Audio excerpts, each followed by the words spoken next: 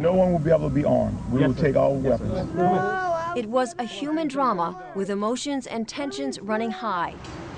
Patty Connie is still trying to recover physically and emotionally. They really did a number on me. From the day police forced her from her home. It was traumatic. All of a sudden, they were banging on the front door, the side door, and the back door. And they said, "Let us in." Patty tried to explain. She was on dry land, she had plenty of food and water, and didn't want to abandon her dogs. But it didn't matter. If you see 6 or 8 police that look like linebackers pushing you in a corner, you're in shock. I'm saying, look at all my food. I got plenty of food. They kept pushing me back, and ended up like this. Then, Patty showed them a small revolver she was carefully holding in the palm of her hand. A camera crew was there to capture what unfolded next.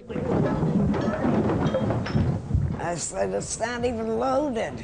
And I dropped it on the floor. You got a gun, relax. Well, they punched me in the face. Relax now. Look at my black and blue marks. Look at what they did to me. They dragged me out of here. I really thought they were going to kill me.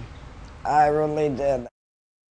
We were coming back across the lake is when we got stopped by Coast Guard and St. Tammany Sheriff's Department and the National Guard by gunpoint. We had identification. We were coming back from a house that we were taking the weapons out of so criminals wouldn't break in and steal them.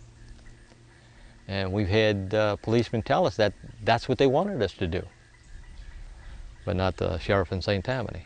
They just wanted to confiscate them from us. We felt like criminals at the time when they come up to us with M16s or AR-15s, whatever it was, but there was 4 of them with rifles and holding on us with our hands in the air until they got in our boat. So they got on the boat and they asked us, "Do you have any loaded weapons?" Yes, we do. They're in the 2 back compartments. Wayne went to show him where the gun was, and he screams, "Don't touch it. Don't even move. I'll get it." I felt like it was un-American and then we had been violated when they, took. Like I say, we were shell-shocked. We were just sitting around looking at each other and said, "We just got our guns taken away from them." They took them. And they didn't have a right to take them. They didn't have a reason to take them. That was the thing. We did nothing wrong. But they took them anyway. He said, "Be thankful we're taking your guns here." Why should I be thankful? Well, if they catch you with them on land, they're going to take you straight to jail. We live in proof that all they have to do is say, "Look, this is the law." You had that feeling that you were violated. They took something from you. They stole something from you. That's the only way to put it. They took something that they didn't have a right to take. What'd you come and get my gun for? I'm a good citizen. Marie Galatis, a Baptist minister, faced the same story in her neighborhood. The same threats by thugs, the same lack of police, but she never once felt afraid. And I had my Bible, and I had my gun, and I knew I was safe. And I tell you what, I'm a Annie Oakley if you come fool with me or my family. I'm gonna let you have it, buddy. Marie knows she was lucky.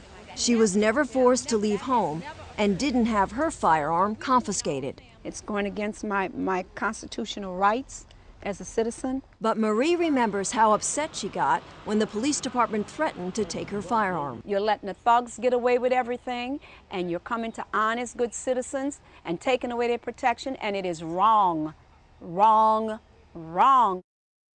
What I feel is that we're losing control of who we are as a nation.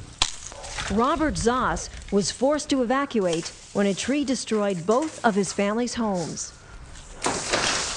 Loaded with dogs, kids, people. Then, as they were exiting through downtown, the unexpected happened. These cops came out of nowhere, said stop, and asked, do we have weapons in the car? And I told him, yeah, I do. He said, get out the vehicle, had us all sit cross-legged in front while they searched the vehicle. I had a .22 long rifle. My tenant's girlfriend had a .22 pearl handle revolver given to her by her grandmother or grandfather. But Robert couldn't believe what he watched police do next to his rifle and his friend's pearl-handled revolver. I saw them smash her gun given to her by grandmother, grandfather, just against the curb. The other things that they busted up, the .22 rifle they busted up, these were police officers that went too far. We didn't have any rights. I mean, they treated us like criminals. They treated us like if we were in a third world country. I was scared because these guys weren't doing it by the book. There was mayhem. New Orleans police did not have control of the city anymore. So the only plan they thought, I guess, was to take the guns away from the people. Heed the warning of what this was. You know, this is like Australia. All of a sudden, boom, they got our rights. Okay, this is a Browning 270. It's my deer rifle. And this is a Savage 7mm 08. This belongs to my grandson. And this was the two rifles that they confiscated. We left about 6 o'clock in the morning. We started across Lake Pontchartrain. As we came out under the drawbridge, a St. Tammany Parish sheriff's boat run up with their lights flashing, told us to pull over. So we pulled over, and they pulled in about 20 foot from us. And they had 5 guys in the boat, and they had assault weapons, and they pointed them at us and asked if we had any weapons on board. I told them yes, we had 2 weapons. They said, get at the back of the boat with your hands in the air. We're coming aboard to search. They got the guns. They opened the case and looked at them. I was standing at the back of the boat with my hands in the air. Automatic rifles pointed at you. I mean, you don't have any choice.